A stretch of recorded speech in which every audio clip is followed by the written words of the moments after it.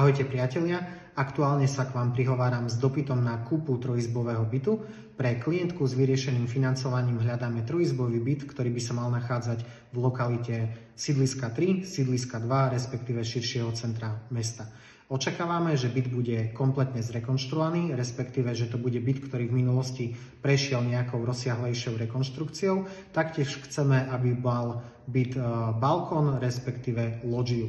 Nevylučujeme, aby to bol byt v panelovom bytovom dome, respektíve v tehlovom bytovom dome. Taktiež nechceme, aby sa nachádzal na prízemí, respektíve nejakom vyššom poschodí, to je od 5. poschodia vyššie. Ak takúto nehnuteľnosť máte, respektíve zvažujete jej predaj alebo pripravujete do ponuky, určite sa mi ozvite. Ahojte.